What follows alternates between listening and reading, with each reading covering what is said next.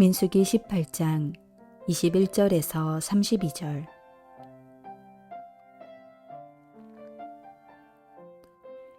내가 이스라엘의 11조를 레위 자손에게 기업으로 다 주어서 그들이 하는 일, 곧 회막에서 하는 일을 갚나니 이후로는 이스라엘 자손이 회막에 가까이 하지 말 것이라.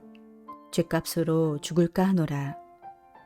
그러나 레위인은 회막에서 봉사하며 자기들의 죄를 담당할 것이요 이스라엘 자손 중에는 기업이 없을 것이니 이는 너희 대대의 영원한 율례라. 이스라엘 자손이 여호와께 거제로 드리는 11조를 레위인에게 기업으로 주었으므로 내가 그들에 대하여 말하기를 이스라엘 자손 중에 기업이 없을 것이라 하였노라. 여호와께서 모세에게 말씀하여 이르시되 너는 레위인에게 말하여 그에게 이르라. 내가 이스라엘 자손에게 받아 너희에게 기업으로 준 11조를 너희가 그들에게서 받을 때에 그 11조의 11조를 거제로 여호와께 드릴 것이라. 내가 너희의 거제물을 타작 마당에서 드리는 곡물과 포도즙 틀에서 드리는 즙같이 여기리니 너희는 이스라엘 자손에게서 받은 모든 것의 11조 중에서 여호와께 거제로 드리고 여호와께 드린 그 거제물은 제사장 아론에게로 돌리되 너희가 받은 모든 헌물 중에서 너희는 그 아름다운 것 곧 거룩하게 한 부분을 가져다가 여호와께 거제로 드릴지니라.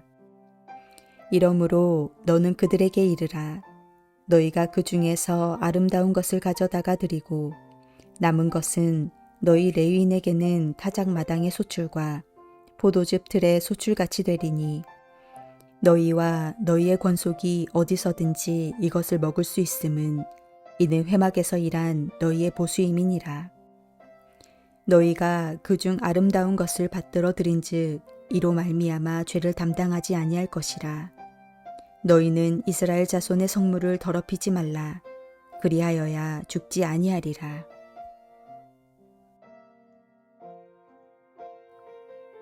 오늘 본문의 주제는 세 가지입니다.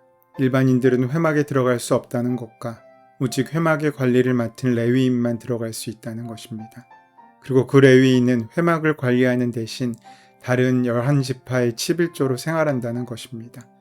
이는 레위인이 다른 11지파에 비해 다른 유산을 받지 않았기 때문입니다. 소위 회막의 관리를 전담하며 다른 지파의 도움으로 살아가는 셈입니다. 하나님께서는 이스라엘 백성이 바치는 11조로 레위인들이 생계를 유지하도록 규정하셨습니다. 거제물을 제사장들의 몫으로 정한 것은 소금 언약이라고 불렀습니다. 하나님을 위해 전적으로 헌신하는 이의 생활은 하나님께서 전적으로 보장하신다는 약속입니다. 오늘 본문을 보면 하나님께서는 이스라엘 백성에게 11조를 바치도록 명령하십니다. 11조를 바치라고 하신 이유를 21절과 22절은 이렇게 설명합니다. 내가 이스라엘의 11조를 레위 자손에게 기업으로 다 주어서 그들이 하는 일, 곧 회막에서 하는 일을 갚나니 이후로는 이스라엘 자손이 회막에 가까이 말 것이라. 죄를 당하여 죽을까 하노라. 고 말씀하신 그 말씀에서 알 수 있습니다. 레위 자손에게 기업으로 주어서 레위 자손이 하는 회막의 일을 갚게 하시기 위한 까닭이라고 말씀하십니다. 여기에 11조의 의미가 있습니다. 이 의미를 잘 살펴보시기 바랍니다. 이스라엘의 11조는 레위인들에게 가도록 되어 있습니다. 11조를 받는 사람이 정해져 있는 것입니다. 따라서 11조의 중요성은 소득의 10분의 1이라는 돈에 있지 않고 누구에게 드렸는지가 중요한 것입니다. 사람들은 11조의 의미를 돈에 두고 있기 때문에 돈이 아까운 마음에서 헌금에 대해 불평하기도 합니다. 얼마를 해야 하느냐? 나같이 가난한 사람도 헌금해야 하느냐? 하나님이 마음을 보시지 돈을 보시냐? 등등의 핑계를 찾아가면서 헌금에 대한 탈출구를 찾아보려고 애를 씁니다. 하지만 이것은 돈에 관심을 두고 사는 모습임을 우리는 기억해야 합니다. 11조는 돈이 중요한 것이 아니라 11조가 누구에게 가느냐가 중요하다는 사실을 기억해야 합니다. 교회는 교인들이 11조를 내야 할 당위성을 말하기 위해서 구제를 내세우기도 합니다. 20절 말씀에 보면 레위인은 땅에 기업도 없고 분깃도 없는 사람들입니다. 하나님이 허락하지 않으셨기 때문입니다. 그런데 그들에게 11조를 내라고 합니다. 이 말을 쉽게 생각하면 하나님께서 11조를 내라고 하신 목적은 가난한 사람들을 구제하기 위한 것이라고 결론짓기 곤란합니다. 11조의 목적은 구제가 아닙니다.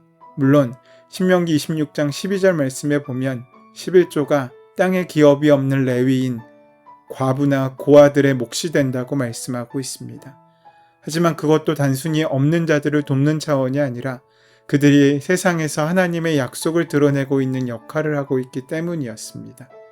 이스라엘은 6월절의 어린 양의 희생만큼은 대대로 잊어서는 안 되었습니다. 어린 양을 통해서 보여주신 하나님의 희생을 잃어버릴 때 그들은 하나님의 백성에서 끊어지게 되어 있었던 것입니다. 하나님은 그들이 그것을 잊지 않도록 하시기 위하여 마련하신 장치가 세상에 기업이 없는 자를 잊게 하시고 그들에게 11조를 바치게 하셔서 그것을 통해서 세상에 기업이 없이 고아와 과부와 같은 비참한 모습이었던 그들 자신들이 어린 양의 희생으로 인하여 살아났다는 것을 계속하여 기억하고 찾아가도록 하신 것입니다. 이것이 그들이 계속하여 복 안에 머물 수 있는 근거가 되기 때문입니다.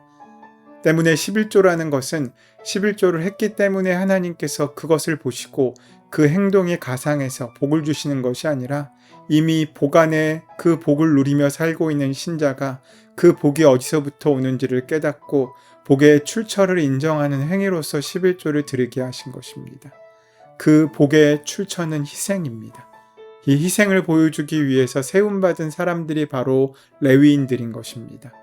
오늘 본문에서 11조가 레위인들을 향하고 있는 것도 11조가 결국 희생과 연관이 있다는 사실을 보여주고 있습니다.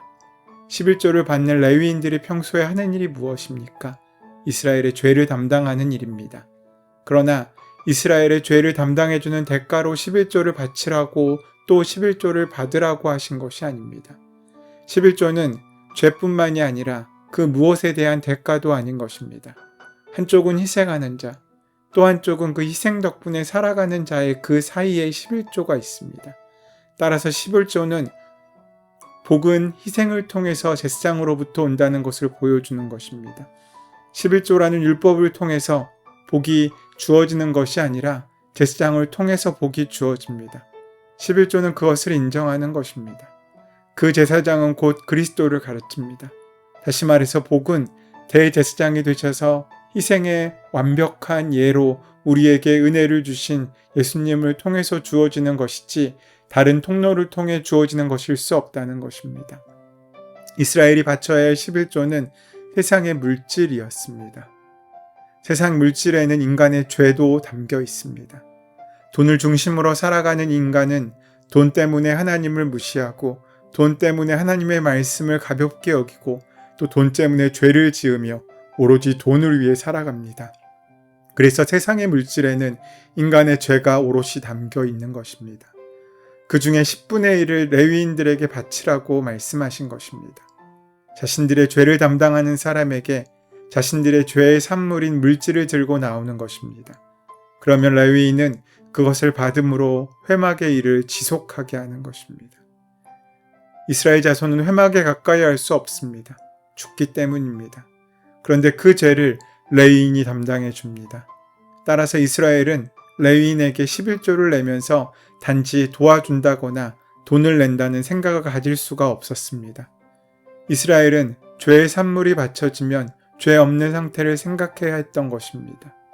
레위인이 죄 때문에 피해를 입은 자의 자리에 있는 것 같이 누군가 우리의 죄 때문에 피해를 입은 자리에서 우리의 죄를 씻겨주는 일을 하고 계신다는 것을 바라보아야 하는 것입니다. 성막은 하나님과 만남의 장소입니다. 성막은 하나님께 제사를 드리는 장소로 하나님께서 임재하시고 하나님을 만나고 찾는 곳입니다. 성막은 둘레를 천으로 울타리로 만들어 놨습니다. 그리고 그 안에 회막이 있습니다. 오늘 본문을 통해서 설명해야 할 내용들이 많지만 성막이 무엇인지도 알아야 하고 11조를 통해 각각의 사명에 따라 살아가며 더불어 사는 방법도 알아야 하지만 오늘 우리가 특별히 기억해야 할 것은 성막의 관리를 맡은 레위인의 모습입니다. 일반인들은 접근조차 할 수 없는 회막의 일을 감당하는 레위인의 모습 말입니다. 회막에 일반인들이 접근할 수 없었던 것은 죄를 가지고 있는 인간이 하나님 앞에 설 수 없기 때문입니다. 마치 종이나 나무들이 거대한 불 앞에서 타버리듯이 말입니다. 이것은 어떤 징벌적인 것이 아니라 자연스러운 현상입니다. 강력한 빛 앞에서 우리가 눈을 뜨지 못하는 것처럼 거룩하고 선하신 주님 앞에 죄를 가진 우리가 견디지 못하는 것과 같은 이치입니다. 그런데 레위 지파에게는 그 회막에 들어갈 수 있는 특권이 주어져 있습니다. 어찌 보면 대단한 특권처럼 보입니다. 그런데 그렇다고 레위인이 죄를 가지고 있어도 회막에 마구 들어갈 수 있었던 것은 아닙니다. 그들 또한 거룩을 입지 않고는 회막에 들어갈 수 없었습니다. 그러니까 그들의 임무는 회막을 관리한다는 것보다는 자신을 거룩하게 지키는 것이 그의 주된 임무였을지 모릅니다. 다시 말하면 그들은 늘 죽음의 위험성을 안고 살아가는 삶을 살 수밖에 없었습니다. 이들을 위해 다른 지파의 사람들은 자신의 소득의 10분의 1을 내어주었습니다. 어찌 보면 위험수당인 것처럼 보이기도 합니다. 자신들을 대신해서 위협을 무릅쓴 대가를 지불하는 것처럼 보일 수도 있습니다. 그런데 여러분은 어떤 생활이 더 쉬울 것 같습니까? 죽음의 리스크를 안고 수당을 받는 삶과 돈을 지불하면서라도 죽음의 리스크를 감당하지 않는 삶 중에 어떤 삶을 선택하시겠습니까? 우리가 힘들다고 말하는 것 중 상당 부분은 내 마음대로 살고 싶은데 되지 않아서 아무 걱정 없이 내 뜻대로 살고 싶은데 그러지 못해서 힘든 일인 경우가 많습니다. 내 돈을 지불하고서라도 내 뜻대로 살고 싶고 남을 시켜서라도 죽음의 리스크를 제거하고 내 마음대로 안전하게 살고 싶은 것이 우리의 마음입니다. 우리의 예배는 하나님 앞에 서는 것입니다. 그런데 우리는 그 하나님 앞에 서는 죽음의 리스크를 피하기 위해 예배하고 있는지도 모른다는 생각이 들 때가 있습니다. 이 예배를 마치면 이제 일주일은 괜찮을 거야. 예배를 드렸으니 이제 일주일은 내 마음대로 살아도 될 거야. 이런 마음들이 우리에게 있을 수 있습니다. 만약 그렇게 드리는 예배라면 우리는 헛된 시간을 낭비하는 것일지도 모릅니다. 우리는 늘 하나님 앞에 서야 되는 존재입니다. 죽음의 리스크를 안고 처절한 마음으로 거룩함을 붙잡는 모습으로 말입니다. 그것이 우리를 지키는 유일한 방법인지도 모릅니다. 매일, 어쩌면 매 순간, 평생의 일, 평생의 사명이 그 일이었던 것처럼 레위인들처럼 언제나 목숨을 걸고 주님 앞에 서는 모험을 해야 하는지도 모릅니다. 오늘날 목회자들은 성장과 성공을 위해 사역할 것이 아니라 이러한 참된 제사장적 사역을 감당할 수 있어야 합니다. 함께 예배드리는 우리가 하나님의 은혜 앞에 설 수 있도록 그 길을 예비하고 하나님의 은혜를 준비하며 때로는 죽을지도 모르는 우리의 삶 가운데 늘 거룩함을 지키는 삶을 살아가는 귀한 사명을 감당하게 될 때 우리는 하나님의 은혜 앞에 온전히 설 수 있게 될 것입니다. 그것은 우리가 무엇을 먹을까, 무엇을 입을까, 무엇을 마실까를 걱정하지 않아도 되는 삶을 사는 것보다 훨씬 더 값지고 복된 삶을 살게 우리를 이끌어갈 것입니다. 그 은혜의 삶을 살아갈 수 있도록 자신의 사명을 감당하는 저와 여러분 되시기를 소원하고 축원합니다.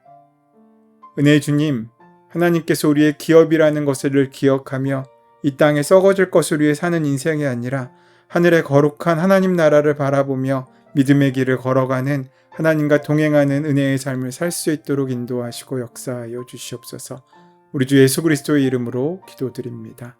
아멘. 이제 오늘 하나님께서 주신 말씀이 나에게 주시는 말씀으로 만나지기 위하여 함께 깊이 묵상하시고 기도하시는 시간 가지도록 하겠습니다. 함께 기도합니다.